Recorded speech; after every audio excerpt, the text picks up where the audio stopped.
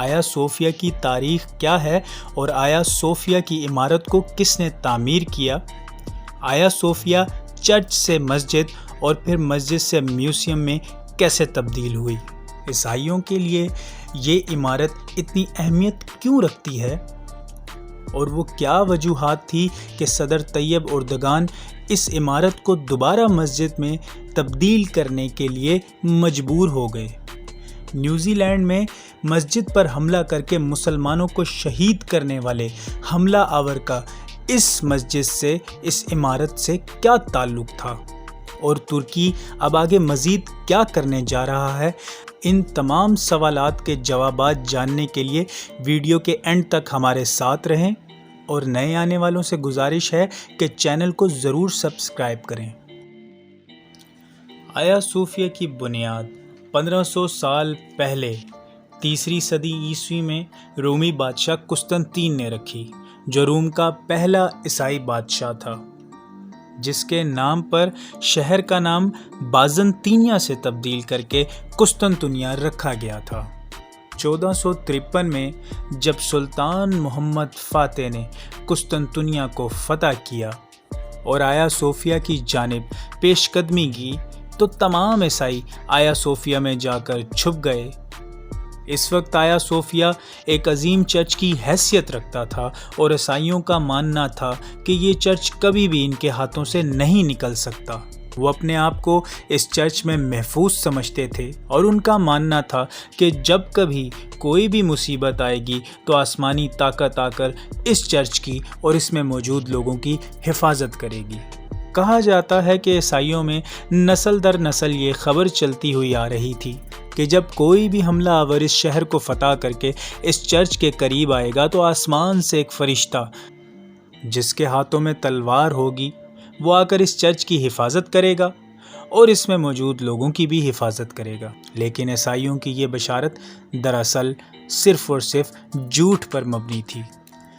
اسی یقین کے ساتھ جب یہ لوگ چرچ میں داخل ہوئے تو آسمان سے نہ تو کوئی فرشتہ ان کی مدد کے لیے آیا اور نہ ہی کوئی طاقت آئی، لیکن سلطان محمد فاتح ایک خطرناک بلا کی طرح، طوفان کی طرح ان کے سروں پر منڈلانے لگا اور ان کے سروں پر پہنچ گیا۔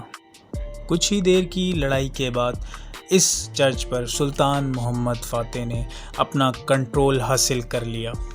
چونکہ یہ چرچ بزور بازو اور تلوار کی نوک پر حاصل کیا گیا تھا، اس لیے سلطان محمد فاتح نے اسے چرچ کی حیثیت میں برقرار نہ رہنے دیا اور اسے مسجد میں تبدیل کر دیا۔ سلطان محمد فاتح نے اس چرچ پر کنٹرول حاصل کرنے کے بعد سب سے پہلے اس میں اذان دلوائی، اور کہا جاتا ہے کہ قسطنطنیہ کی فتح کے بعد سلطان محمد فاتح نے پہلی ظہر کی نماز بھی اسی مسجد میں ادا کی اور اپنا پہلا جمعہ بھی اسی مسجد میں ادا کیا۔ عثمانی ترکوں نے اس عمارت کو اپنی فتح کا نشان بنا دیا۔ 481 سال یہ عمارت مسجد کی حیثیت سے مسلمانوں کی عبادت گاہ بنی رہی، لیکن ہر عروج کو ایک نہ ایک دن زوال ضرور آتا ہے۔ جب خلافت عثمانیہ کا زوال شروع ہوا تو تمام صلیبی طاقتوں نے اپنا دباؤ بڑھانا شروع کر دیا، اور بالآخر 1935 میں کمال اتا ترک اس مسجد کی حیثیت بدل کر اسے میوزیم میں تبدیل کر گئے۔ کہا جاتا ہے کہ اس میوزیم میں بہت سی قدیم تصاویر موجود تھی، یہاں تک کہ حضرت عیسیٰ علیہ السلام کی تصویر بھی موجود تھی، جس میں حضرت عیسیٰ علیہ السلام کا ایک تصوراتی خاکہ بنایا گیا تھا۔ یہ تصویر صرف اور صرف خیالی تھی، اس لیے اس کا حقیقت سے کسی قسم کا کوئی تعلق نہیں ملتا۔ کہا جاتا ہے کہ 31 مئی 2014 کو ترکی کی ایک تنظیم نوجوانان اناطولیہ نے ایک مہم چلائی تاکہ اس میوزیم کو دوبارہ سے مسجد میں تبدیل کیا جائے، لیکن وہ کامیاب نہ ہو سکے۔ نیوزی لینڈ میں حملہ کر کے مسلمانوں کو شہید کرنے والے حملہ آور کی کہانی جب کھل کر سامنے آئی تو دوبارہ اس مطالبے نے زور پکڑنا شروع کر دیا، اور مسلمانوں نے یہ مطالبہ شروع کر دیا کہ میوزیم کو دوبارہ مسجد میں تبدیل کر دیا جائے۔ نیوزی لینڈ میں مسلمانوں کو شہید کرنے والے حملہ آور کے مینیفیسٹو میں یہ بات شامل تھی کہ ہم قسطنطنیہ پر حملہ کر کے تمام مساجد کو گرا دیں گے۔ یہاں قسطنطنیہ کا لفظ انہوں نے ترکی اور موجودہ استنبول کے لیے استعمال کیا۔ اس حملہ آور کے مینیفیسٹو میں یہ بات شامل تھی کہ ہم آیا صوفیہ کو ایک دفعہ پھر میوزیم سے چرچ میں تبدیل کر دیں گے، اور مسلمان یہ بات یاد رکھیں۔ کہا جاتا ہے کہ نیوزی لینڈ کے حملہ آور کا مینیفیسٹو 70 مرتبہ ایڈٹ کیا گیا، جو کہ اس بات کا واضح ثبوت ہے کہ اس مینیفیسٹو پر بہت سی خفیہ ایجنسیوں نے مل کر کام کیا۔ طیب اردگان جب ایک ریلی سے خطاب کر رہے تھے تو ایک آدمی نے ایک نعرہ لگانا شروع کیا، اور دیکھتے ہی دیکھتے تمام مجمع اس نعرے میں اس کے ساتھ شامل ہو گیا۔ اس نعرے سے صرف ایک ہی آواز اٹھتی تھی کہ آیا صوفیہ میوزیم کو تبدیل کر کے دوبارہ مسجد بنایا جائے۔ کچھ ہی دیر میں سارا مجمع ان نعروں کی گونج سے گرج اٹھا۔ اس پر صدر طیب اردگان کچھ دیر تو خاموش رہے، اور پھر اس کے بعد انہوں نے کہا کہ اگر آیا صوفیہ کے سامنے موجود نیلی مسجد، جو کہ سلطان احمد مسجد بھی کہلاتی ہے، اسے نمازیوں سے بھر دیا جائے، اور اگر اس میں کوئی گنجائش باقی نہ رہی تو پھر آیا صوفیہ میوزیم کو ایک دفعہ سے دوبارہ مسجد میں تبدیل کر دیا جائے گا۔